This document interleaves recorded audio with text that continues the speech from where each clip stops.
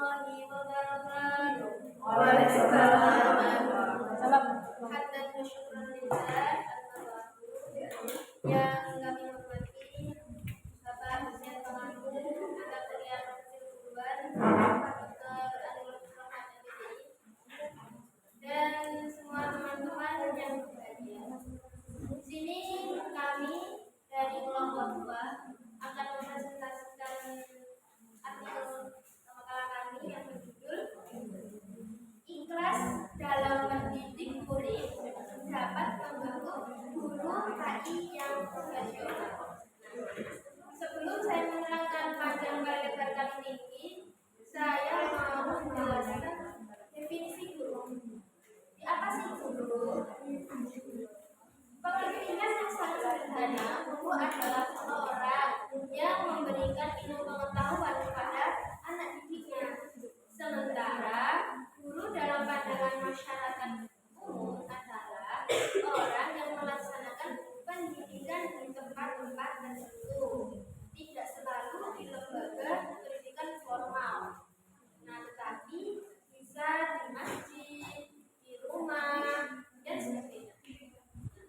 Guru sebagai seorang pendidik itu disebut mu'addib, yaitu orang yang berusaha mewujudkan budi pekerti yang baik atau guru yang berakhlakul karimah, sebagai membentuk nilai-nilai moral atau transfer of values. Sementara guru sebagai pengajar itu disebut mu'allim. Apa artinya mu'allim? Yaitu orang yang mengajarkan berbagai ilmu pengetahuan kepada peserta didik, sehingga peserta didik ini dapat mengerti, memahami, menghayati, dan mengamalkan berbagai ilmu pengetahuan. Itu disebut transfer of knowledge. Dari pengertian ini, sekarang saya akan memberitahukan definisi tentang ikhlas. Jadi ikhlas itu secara bahasa berasal dari bahasa Arab yang artinya murni, tiada bercampur, bersih dan jernih. Ikhlas ini adalah menyaring sesuatu sampai tidak lagi bercampuri dengan lainnya. Kalimat ikhlas adalah kalimat tauhid, yaitu la ilaha illallah. Surat Al-Ikhlas adalah surat Al-Ikhlas. Nah, dalam perspektif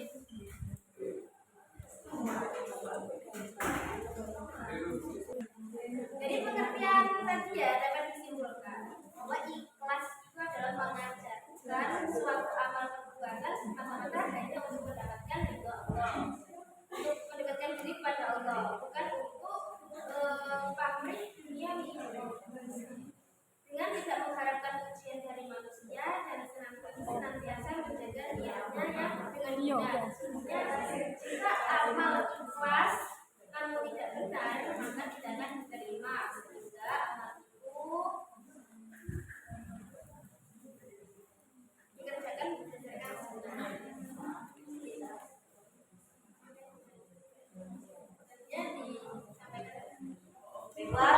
Hai. Konsentrasi ya. Masih konsentrasi. Jadi saya akan menjelaskan pengertian kemudian ikhlas. Firman mohon didengarkan ya. Tidak ada pekerjaan yang lebih mulia daripada seorang guru. Nah, guru ini akan memberikan manfaat kepada manusia yang lain. Itu karena cara mengamalkannya itu ikhlas. Di sini teman-teman calon guru yang ikhlas semuanya kan ya? Ya. Nah, maka dari itu keikhlasan seorang guru dalam mengajar harus senantiasa terjaga. Yang dimaksud guru yang ikhlas di sini adalah mengajar dengan niat semata-mata mengamalkan ilmunya karena Allah dan untuk mendapatkan ridho darinya. Ia selalu membawa hatinya dalam mengajar sehingga ia benar-benar menikmati tugasnya sebagai pengajar dan murid pun bisa menerima dengan baik ilmu yang diajarkan oleh guru tersebut. Jadi dalam hal ini seorang guru hanya pantas menggerakkan dirinya inilah yang disebut dengan kelas. Tapi hal ini bukan berarti bahwa kreativitas dalam hidup ini tidak perlu dihargai secara material, ya. Sebagian orang memahami ikhlas dengan melakukan kebajikan tanpa penghargaan secara material. Misalnya mengajar baca tulis Al-Quran gratis, menjadi pembicara di pengajian tanpa bayaran gratis. Bukan seperti itu. Definisikan sikap ikhlas itu. Karena ikhlas ini adalah urusan sikap hati. Berkaitan dengan hal ini disebutkan dalam Al-Quran bahwa orang yang menyebarkan agama Islam termasuk apa?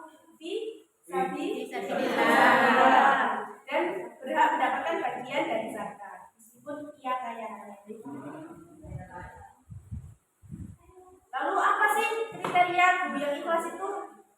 Yang pertama ada berniat untuk mencari siapa? Mencari ridho Allah. Senantiasa mendekatkan diri dengan menjalani perintahnya dan menjauhi larangan. Menghadirkan hati dan jiwanya dalam mengajar. Lalu menguasai 4 kompetensi guru, antara lain kompetensi apa? Pedagogik, profesional, sosial. Lalu tidak berorientasi pada materi, tidak memikirkan aku tak ngajar jadi oleh bayaran ini tidak seperti itu. Kepandaian guru dalam memahami perasaan dan keinginan peserta didik menjadikan suasana kelas menjadi lebih hidup dan dinamis. Adanya kesempatan lebih besar yang diberikan pendidik kepada peserta didik untuk terlibat dalam proses pembelajaran. Itu menyebabkan peserta didik merasa dihargai dan merasa ikut memiliki. Dan berkaitan dengan 4 kompetensi guru di atas tadi, seorang guru harus menguasai 4 bidang tersebut dalam proses pengajaran. Guru merupakan sosok manusia akademis yang memiliki intelektual yang memadai, sehingga guru harus selalu memberikan dan menjawab kebutuhan siswa dalam menjalankan studinya. Lalu dan kesimpulan dari materi kami yaitu ikhlas secara bahasa terbentuk masdar dan fiilnya adalah akhlason. Fiil tersebut berbentuk mazid, adapun bentuk mujarradnya adalah kholason. Makna kholason adalah bening atau sofa. Sekarang ada mulai darinya jika dikatakan kholason ma'aminal atau alusi dari kotoran.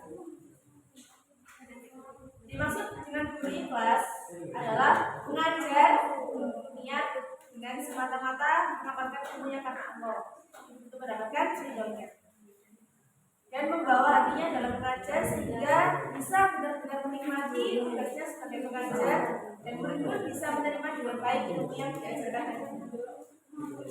Seorang guru baru disebut sebagai guru profesional bila ia mempunyai sifat yang baik yang tercermin dari ikhlasnya sepanjang waktu. Lalu transfer segala ilmu, baik ilmu pengetahuan dan teknologi, dengan dasar ikhlas hanya mengharap ridho dari Allah.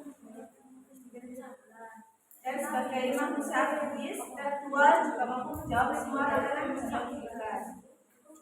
Seorang guru harus menguasai 4 bidang tadi.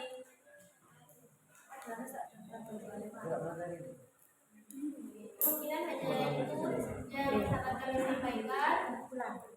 Apabila ada pertanyaan, apresiasi kami persilakan. Guru A dan guru B itu beda. Terkadang itu guru A ngomong sampai mau dari Allah ya, murid itu gak iso manusia.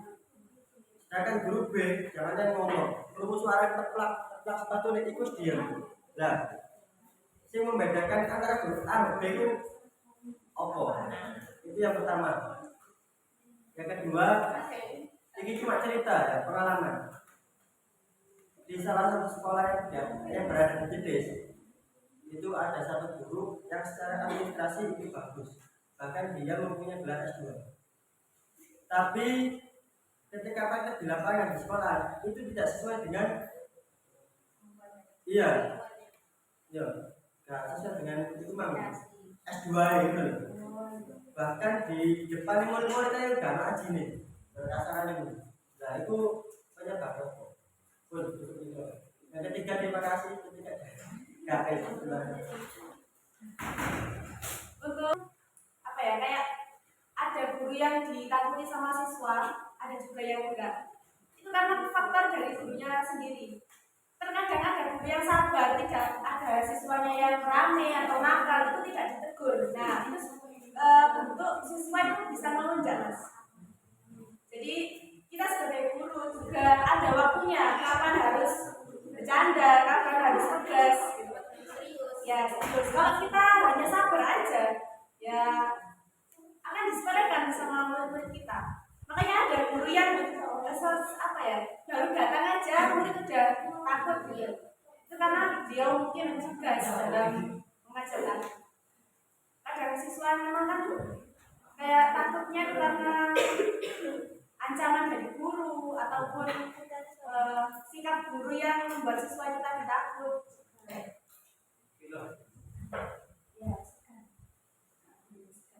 Pertanyaan yang kedua,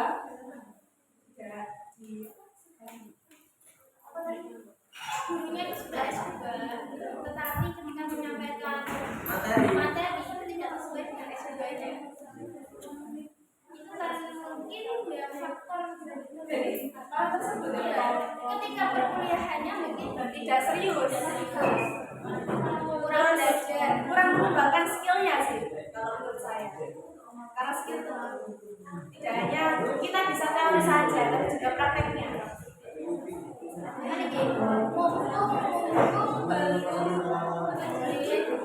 Mumpung dari kiai misalnya, kalau kita terjun di masyarakat kita belum dipanggil ustaz, itu kan biasa. Tapi ketika kita sudah dipanggil ustaz, pak kiai, terus kita tidak punya ilmu, kita sendiri yang malu. Makanya mumpung kita belum jadi ustaz atau kiai, kita harus memperbanyak membaca, belajar. Ketika ada masyarakat yang bertanya, kita tuh bisa gitu jawab. Bisa diterima Mas Irman? Belajar ya Mas Irman, belajar yang serius. Kuliahnya yang serius, biar nanti pas prakteknya juga. saya sering bersama kamu. Bersih dan kurang punya mohon maaf. Kami akhiri. Wassalamualaikum warahmatullahi wabarakatuh. Waalaikumsalam.